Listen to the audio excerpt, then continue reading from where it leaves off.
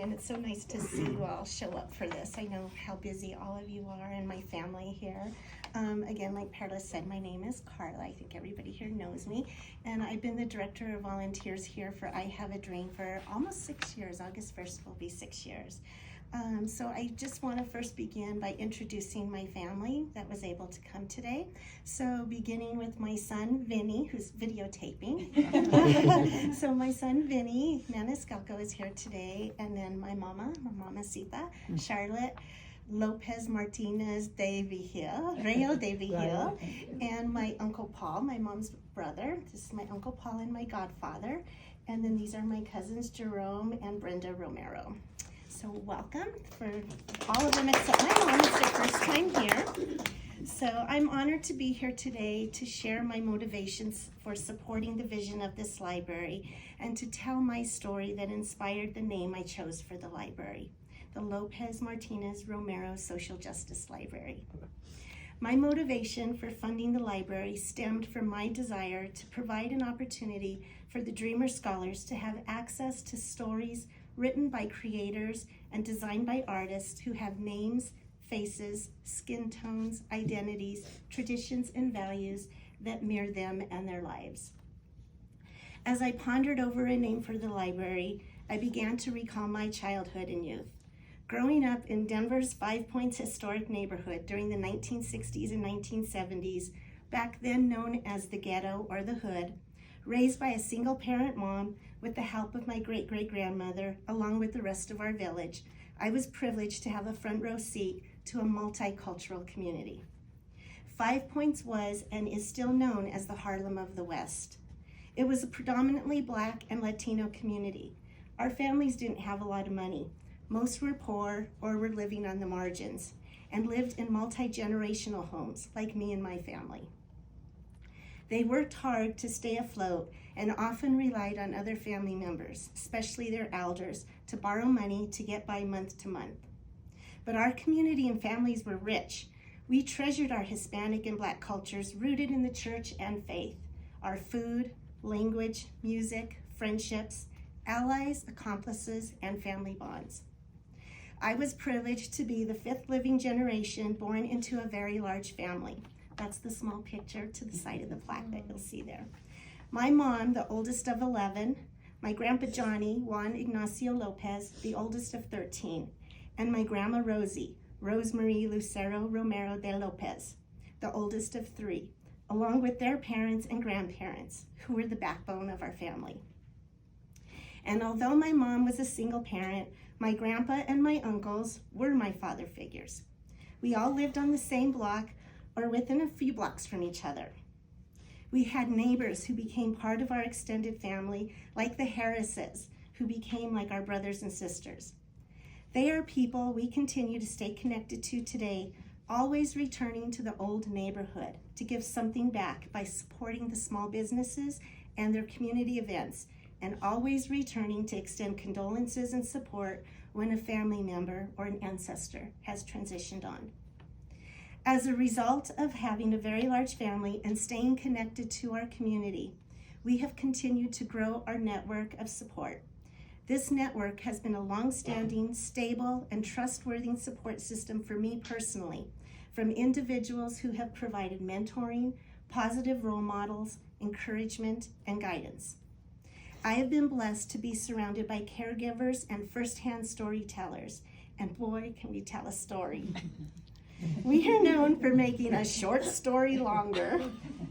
This is probably why the saying goes, the longer you speak to someone, the smaller the world gets, because you will find the connection. I've been told so many times, Carla, you and your family know everyone. It seems like everywhere we go, we run into someone you're either related to or they know your family. The moral of the story is that I believe we are placed right where we're supposed to be and where we are needed for the greater purpose of humanity, which is connection. Because if we feel connected, we will find our peace through a sense of belonging and community, which is what I hope this library will do. I hope it will provide another avenue for peace, community, and connection to complement the amazing work done here at I Have a Dream. I Have a Dream is about supporting our under-resourced and underrepresented youth in Boulder County with opportunities and resources so that they can advance in their lives, they can reach their goals and dream big. Their strengths will in turn contribute to the advancement of their families and future generations, which will then extend far and wide, also increasing their network and impact. From the migration of my ancestors on my great-great-grandfather Martin Romero's side, from a small village in central Spain over 400 years ago, to my great-great-grandparents Hipólito and Maria Andrea Martinez's side from northern New Mexico by way of Zacatecas, Mexico, to my great-great-grandparents Juan Ignacio and Rosa Lopez side by way of northern New Mexico and southern Colorado to Denver and the surrounding areas, I am grateful to have a piece of my family legacy rooted in the dedication of the I Have a Dream's Lopez-Martinez-Romero Social Justice Library.